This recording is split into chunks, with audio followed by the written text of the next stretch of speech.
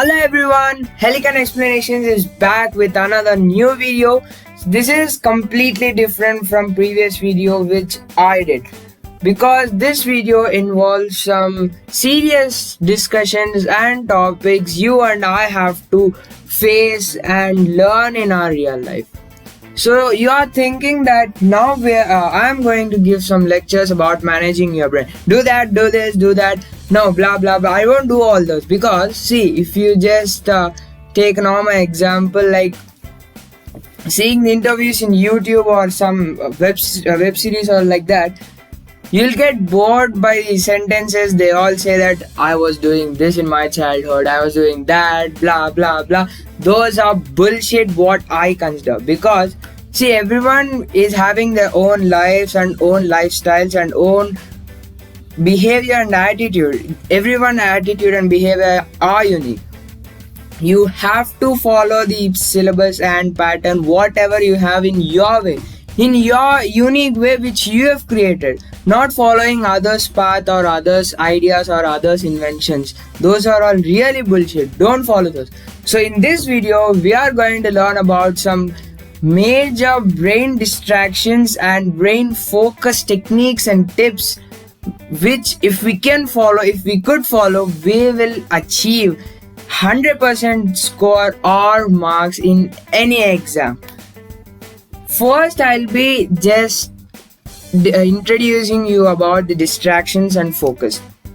This video will be introduced you in a fun way where we'll be interacting each other like in our real life. It will be interacting with each other in a real life.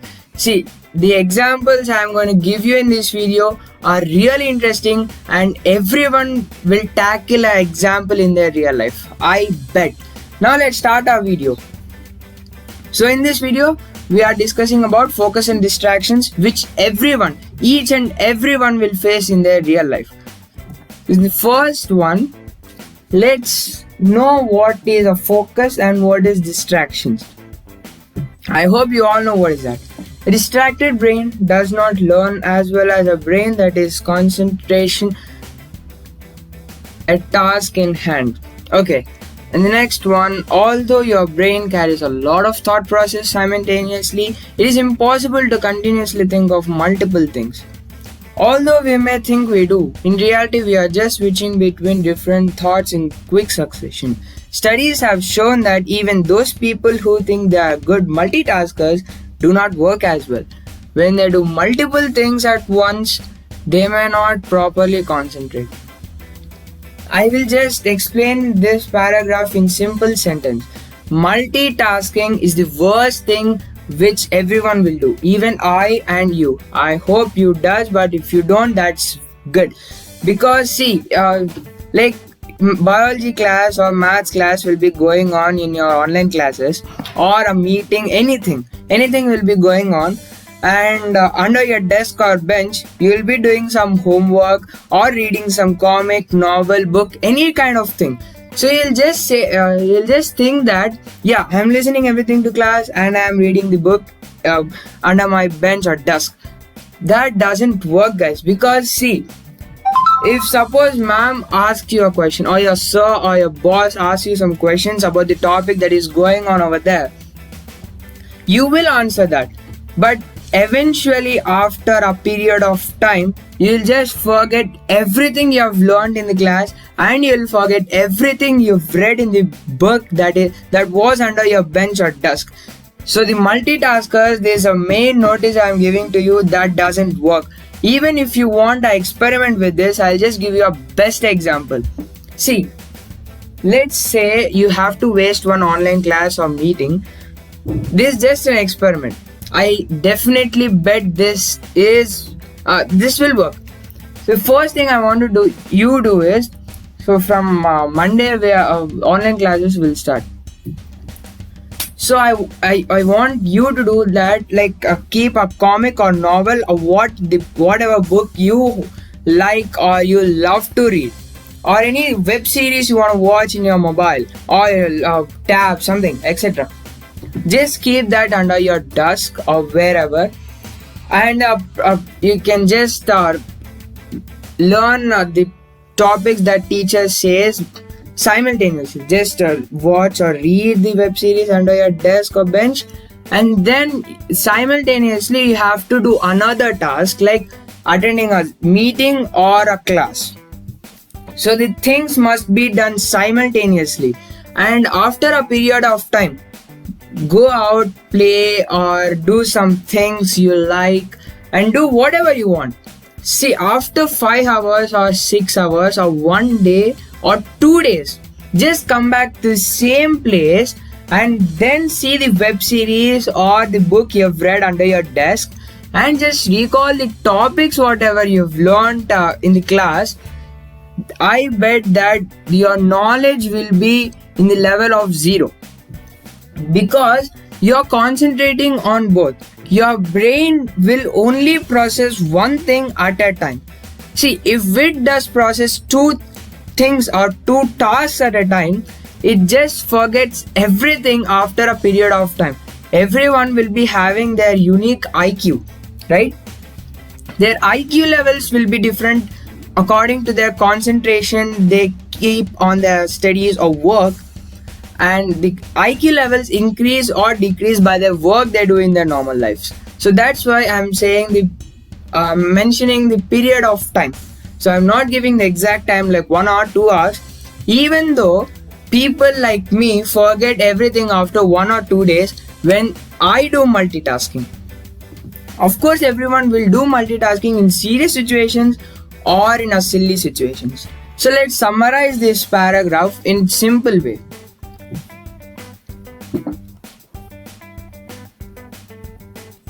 So distracted brain does not concentrate well, and it is impossible to consciously think of multiple things. Multitasking is dangerous. Multitasking does not work. Okay, the summary is well explained and the paragraph above is well explained, I hope. And let's move to the next slide. So now let's discuss about distractions. So yeah, I've given a basic example where everyone will be distracted in the classroom, your childhood or your present situations. Now online classes are going on. Now if the COVID-19 did not come, you'll be in your class and doing homeworks or preparing for exams, and the normal people, software engineers, will be in their office busy in their work. Like now in this situation, we are in home dealing with online classes and meetings. So in classroom we'll see different type of distractions, and in online classes we'll see different types of distractions. First, the paragraph mentioned in here is about the normal life situations where we'll face in classroom when teacher is teaching you something. So let's see that first.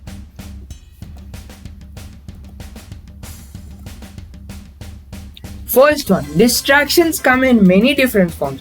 Trust me, this paragraph is really going to be amazing, because each and every sentence mentioned here will be faced by each and every person who watched this video. Distractions come in many different forms. They are audible, chatter, noise, alarms, or even just a click of computer keyboard like that. Okay, a minute second or action is enough to get distracted. This is a fact. They are physical distractions such as inconvenience, a breeze from open window, hot or cold. This can be even caused by smells, for example, food or drinks, and they can be distracting tastes that linger on from our previous consumption.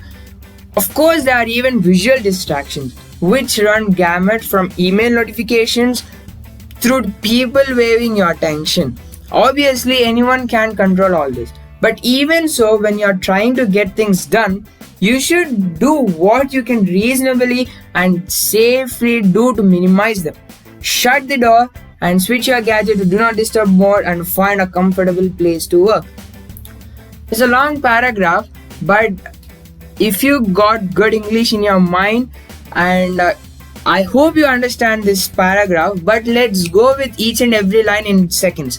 So distractions come in many different forms, as I told you. They're audible, chatter, noise, alarms, and even a click of computer keyboard. First one, audible. See, If you are in a serious mood in your class, let's say maths class, some friend or some benchmate of yours just come and say that, hey, give me that pencil, and then you'll say, you'll distract. Some of the guys will definitely distract, like, when did I buy my last pencil? So when should I upgrade my pencil? When should I sharpen my pencil? Wait, is my pencil there in my pouch? 5 minutes will be wasted by this distraction. Next, the chatter. Chatter is also the major distraction, but I think I don't have examples right now. But noise. Noise, like, this is a disguising example, but I'll say one more example. Imagine that you have a ugly classmate in your class, like, he's very ugly. His bag, his clothes he wear, his face and everything will be in a dirty way. So one fine day, in your maths class, imagine that a rat, you know rat, right? So a rat came out of his bag and went into girls' bench. So what kind of reactions will you observe or will you notice? A sudden huge sound that will distract entire class. I bet this does. Everyone will be facing these kind of situations in their real life. So everyone will be distracted, and minimum 25% of the class will be cleared, and they'll be waiting outside when that rat gets out from the window. So this is a major example everyone will tackle in their real life. Alarms. When you are sleeping, like when you are in a serious dream or mood, then suddenly at 6 a.m. or 7 a.m. your alarm distracts you from that dream, and I bet that each and every one will have a wish to destroy their alarm clock or their phone when it just disturbs your dream or mood, or even just a click of computer keyboard. Seriously, I don't even have an example for this also, but I hope this does. A minute second or action, this is definitely a fact. There are physical distractions such as inconvenience. Let's say you are sitting down, not in a chair, down. You are sitting down on the floor for 1 hour. I hope no one can tackle this situation that easily, because you have to be having a lot of patience and control in your body. Like, see, if you are considering me, I can't even sit for half an hour. I can even sit for 20 to 25 minutes, but if I sit for half an hour, I'll be definitely distracted from the class, because you can't sit for that much time concentrating on one subject. Your legs will pain and you'll get some pains in your legs. You can't even move them after sitting in a certain position for 15 minutes.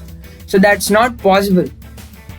You'll definitely get this if you sit for an hour down concentrating on a serious lesson or topic going on there. You'll definitely get an inconvenience when you are sitting on floor. Like, a certain period of time will be there for everyone. For me, it's 30 to 40 minutes. A breeze from open window.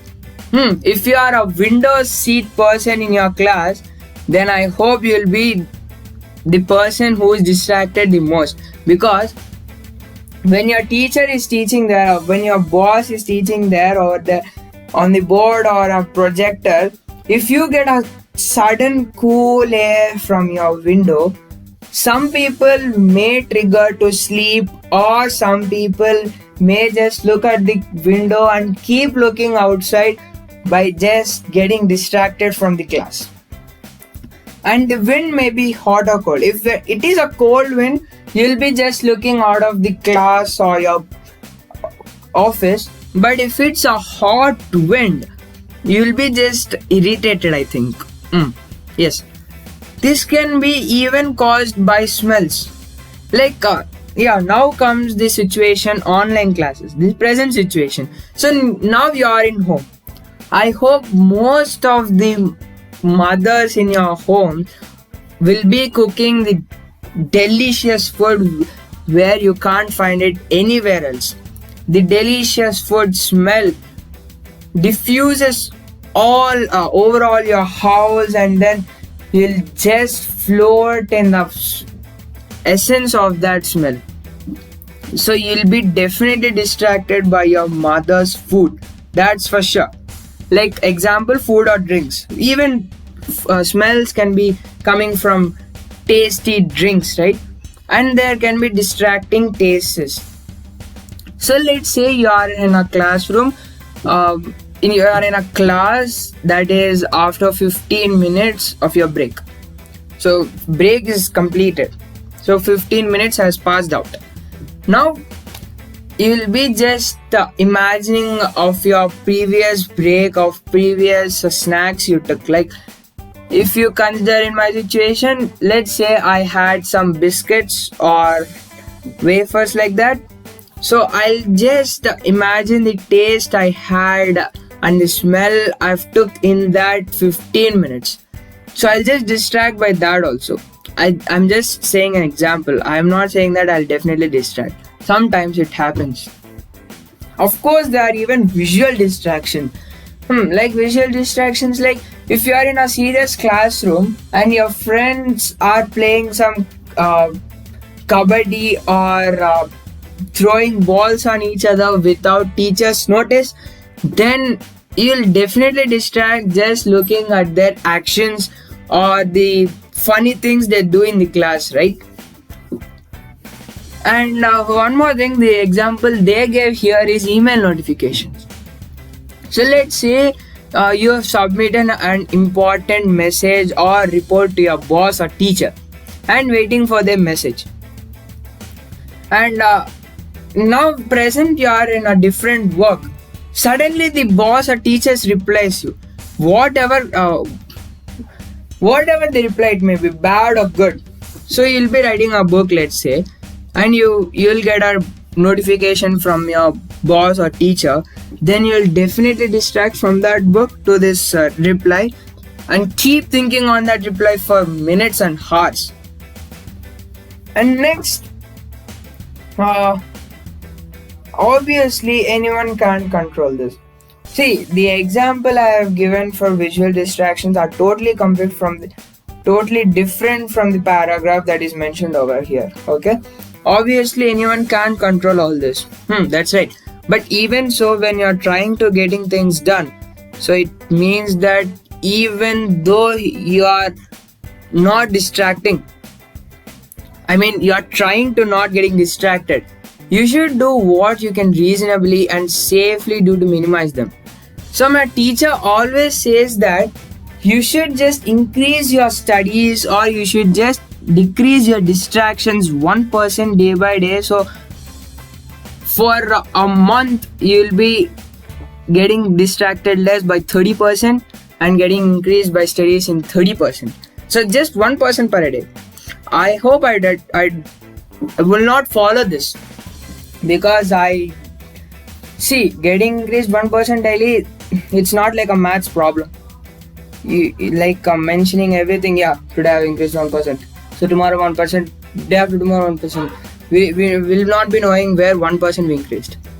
And the next one is this one, our tip. Okay, so up till now we have completed about distraction. Now let's see a little bit graphical representation of focus and distraction. So I just wanted to explain that focus and distraction, they both are vice versa. So if you just take a look, if focus increases, obviously distraction will get decreased. And if focus is decreased, then obviously distraction is getting increased over there. Any kind of distraction. Right? So next, let's move on to the next topic, that is focus. So now we've completed distraction. Now let's see what is focus.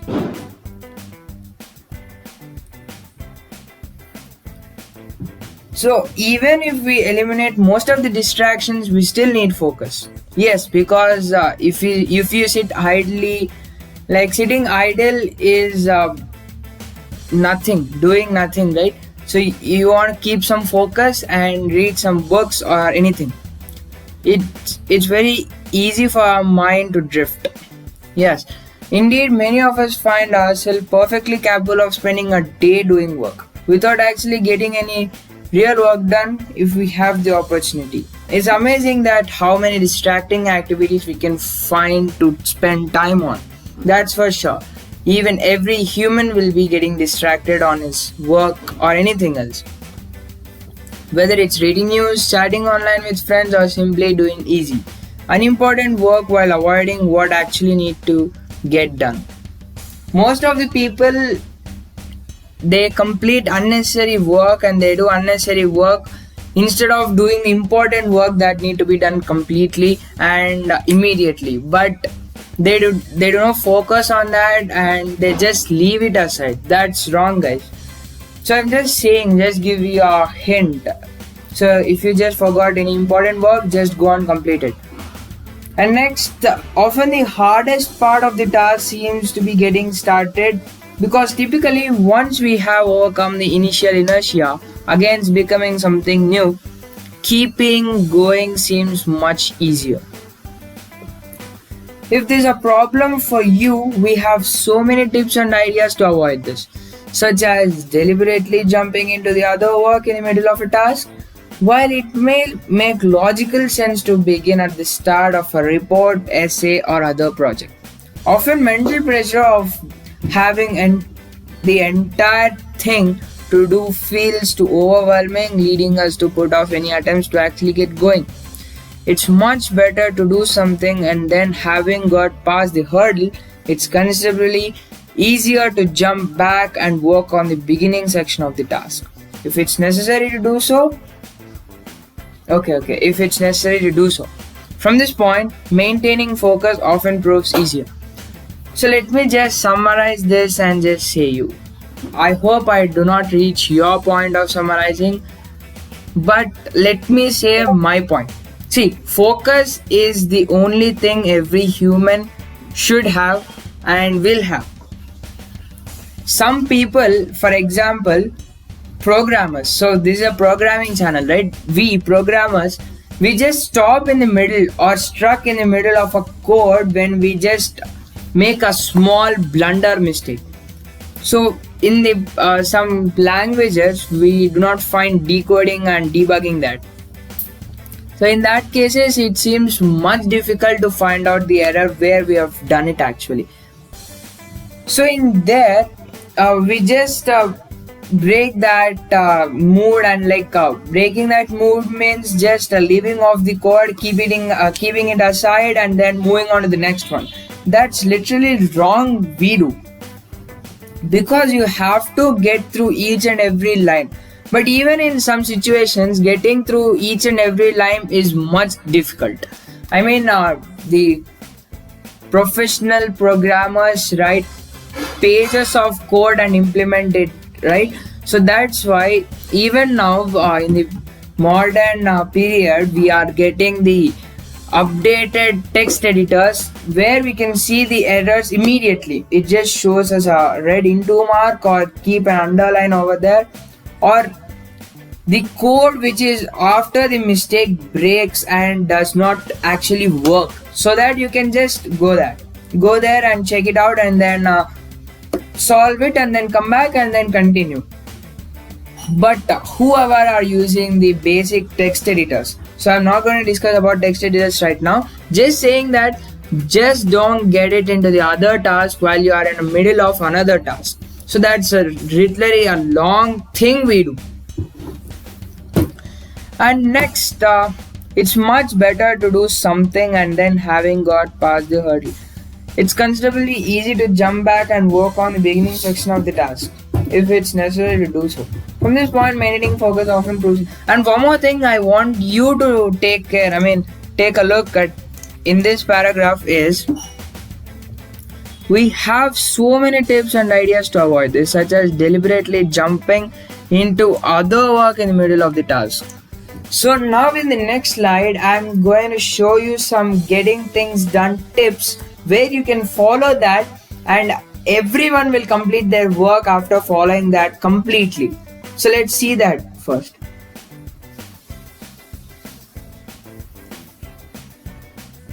So yeah, if you find it hard to avoid distractions and getting focused, try these tips. I've just noted some tips over here so that you can just take a look at those tips. Make a prioritized list of things you have to do and put deadlines on it. Deadlines like, you know what is deadlines. Then display the list somewhere where you can hold yourself or someone else hold you to account for this deadline. See, the second line which is saying or have someone else hold you, like that's nothing but having a PA, that is personal assistant to you.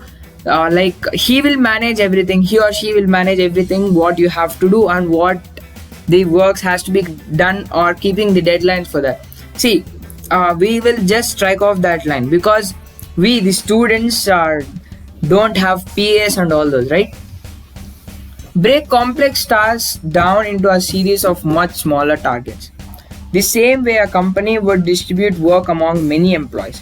It's much easier to tackle a small, discrete problem than worrying about the whole thing at once. It's saying that managing your work is more important than doing everything at a time. I hope that's right. Try to set aside enough time to complete each individual task you work on. Time division, rather than leaving them half finished. Sometimes it can be tricky to pick up exactly where you left off, leading to frustration. We can take a best example like reading a novel. So if you just forgot to just bookmark in a particular page, then you'll really get frustrated. Where did I leave? Where should I start from now? So that's a kind of example for this. And even programming is not that typical example, but yes, if you can complete one project before starting the next.